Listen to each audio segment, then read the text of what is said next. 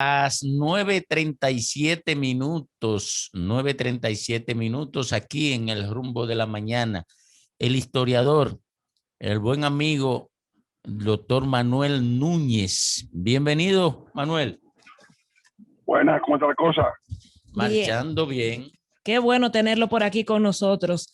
Don Manuel, Muchas 60 gracias. años del ajusticiamiento de Trujillo y nos gustaría su valoración de cómo esos efectos de la dictadura todavía están presentes o no hoy día.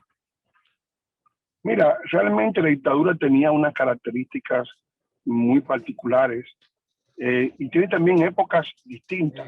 Hay una primera época, una segunda época, hay una época tercera, que es una época ya en que el dictador se convierte en un obstáculo para el desarrollo de la vida nacional. Pero hay una etapa inicial en la que Trujillo prácticamente se convierte en el creador del Estado Dominicano.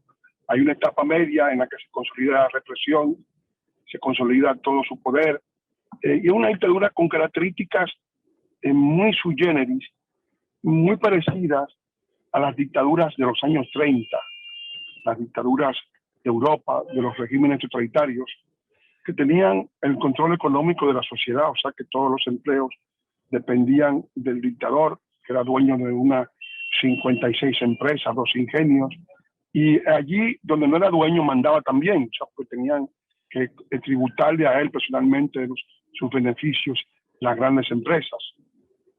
Y también una dictadura de control psicológico de la población, tenía el control de todos los medios de comunicación, de todos los periódicos, de las asociaciones, de los clubes, de todo lo que era la vida nacional en términos de difusión y divulgación, las escuelas, las iglesias. Las iglesias tenían que hacer más de 5.000 misas al dictador. O sea, había también un control mental, se puede decir, porque a su vez el régimen tenía un control político total, porque la MA había autorizado un partido político, que era el partido del régimen, partido único, control cultural, control económico, control territorial, tenía el control del territorio, para ir de un punto a otro había que registrarse, había control en todas las salidas de las ciudades, puestos de control, y al mismo tiempo control en cada barrio, a través del sistema del Caliesá, lo cual actualmente lo convertía en un régimen totalitario. Es decir, el país también se concebía como un país cárcel, porque los pasaportes había que dejarlos en el aeropuerto, controlado por la seguridad del Estado. No había libertad de la correspondencia, ni libertad de ningún tipo de comunicación, ni de ninguna posibilidad de hacerle oposición al régimen. Ese régimen totalitario se desmanteló con la caída del dictador. Naturalmente quedan siempre los remanentes culturales, los hábitos de las personas, porque todavía en los años 60 uno recuerda que a la salida de los pueblos había que pararse un poco cuando se llegaba al 9, cuando se llegaba a la entrada de San Cristóbal, porque había en cada provincia, entrada provincial, había un destacamento policial donde existía el hábito de registrarse y de decir dónde iba a estar la persona, ¿no? Y por igual el sistema de los comités de barriales, o sea, de caliezaje, ¿no? Para controlar a la población, también se mantuvo un poco en los años primeros de los 60 esa costumbre de incorporar a la población civil a tareas de persecución policial.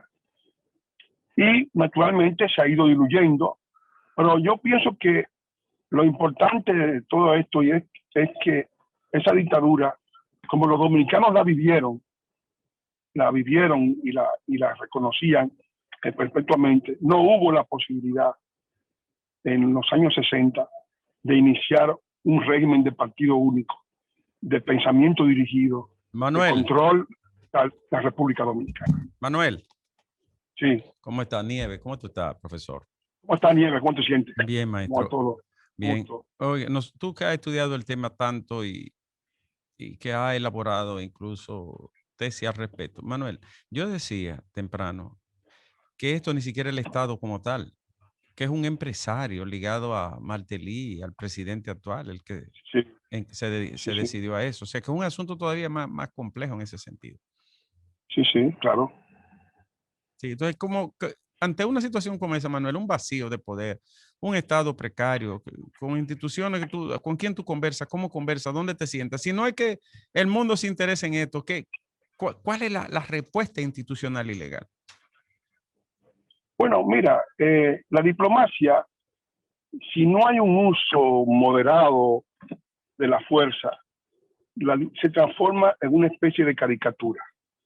Fíjate que en el caso de Israel y Palestina, muchos acuerdos se han logrado porque eh, eh, hay una aplicación de la fuerza, te cierran toda la posibilidad de tener armas, es decir, o cualquier tipo de cosa, porque si no hay un uso de la fuerza moderado, ¿no? Acompañado de la posibilidad de que se llegue a un acuerdo, pues no hay posibilidad de ejercer una diplomacia, porque la diplomacia sin la fuerza es pura retórica.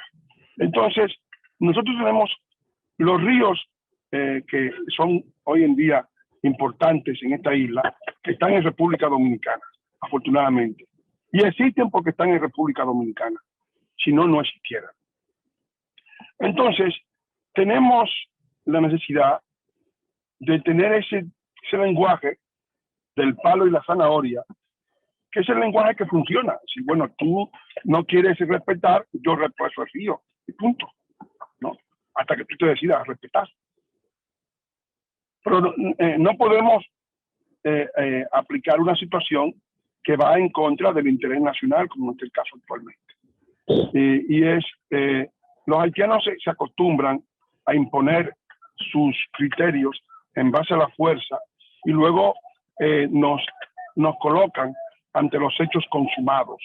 Es decir, y como ellos viven del victimismo, que se han hecho víctimas internacionales, es un país completamente entero, con una mentalidad de asistidos sociales, y creen que todo el mundo tiene el deber de entender sus intereses, pero ellos no entienden los intereses de los demás. Pues evidentemente la única forma que hay es la situación en que la República Dominicana haga una presión, porque los dominicanos tenemos también el control del agua de Haití. Haití no puede sobrevivir sin el río Artibonito. Pues resulta que el Artibonito, que es el río más grande del Caribe, un río envidiable, los cubanos no lo envidian porque no tienen un río como ese, ni remotamente. Un río de 320 kilómetros de longitud, que tiene 80 kilómetros dentro de República Dominicana y el resto en Haití, y alimenta la presa de Peligre. Pues tenemos nosotros el control de las aguas, pero tenemos que tener la posibilidad de que para discutir, para que los haitianos entiendan las cosas, ellos además entienden el empleo de la fuerza como recurso, pues lo que hay es que usar la diplomacia del palo y la zanahoria, porque lo demás no funciona.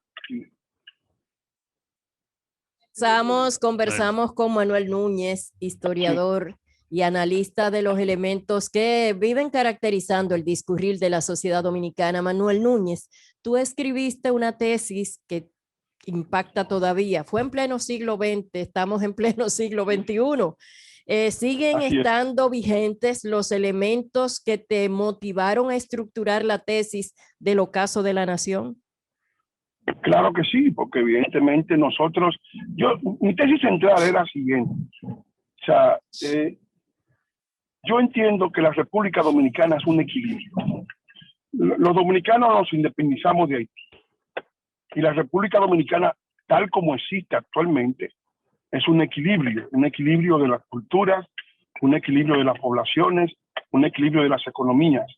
Si se rompe ese equilibrio, se rompe la nación dominicana, porque evidentemente nosotros estamos separados con una frontera intrainsular. Una mera desagregación de las poblaciones destruiría los resultados históricos que definieron nuestra independencia, que era independencia de un país con el cual vivimos encerrados en un mismo espacio insular, con una frontera interior, una frontera interinsular. Entonces, la desagregación de las poblaciones echaría por tierra esos resultados históricos de una nación, un Estado. O sea, ¿por qué? Porque es la visión dominicana la que está ahora mismo presente. La visión dominicana está en el propio lema dominicano, Dios, porque los dominicanos no eran buduistas, no eran animistas, por eso está la visión de Dios y está la iglesia como un mecanismo de identidad en ese tipo de esfuerzo. Patria, que es la hermandad de los dominicanos existen porque tienen vínculos culturales, vínculos consanguíneos, vínculos históricos, han peleado juntos, han luchado juntos, han estado juntos en la defensa de la nación, y eso hace que tengamos esa visión de comunidad, libertad, porque tenemos derecho al gobierno propio. Es la visión esencial, ¿no?, de nuestro país, el derecho al gobierno propio. Y en Haití el lema es l'unión fait la force, la unión hace la fuerza. Es decir, ellos siempre han buscado la fusión con la República Dominicana, y la República Dominicana ha buscado la independencia de Haití. Entonces, esas dos visiones se contraponen, porque para imponer la visión haitiana hay que desterrar a Juan Pablo Duarte, hay que olvidarse de la Trinitaria, hay que, digamos, desbaratar todo lo que hemos construido y hay que romper la unidad cultural de la nación dominicana. Y eso los dominicanos que aman su país y no son degenerados no lo desean. Habrá dos o tres que tengan una visión globalista, como se tenía antes en la patria del socialismo ruso, de multinacional, pero el dominicano en sí no quiere que el país desaparezca o que nuestra independencia se vuelva agua de borrajas en una cosa que no se pueda controlar. En primer lugar, porque sería una forma de destruir todos los progresos que hemos logrado los dominicanos en más de 100 años de esfuerzo, y destruir el futuro de la República Dominicana y convertirnos en un país tan inviable como Haití. Gracias, Manuel. Muchísimas gracias por atender nuestra llamada y brindarnos este conversatorio. Muchísimas gracias. Gracias.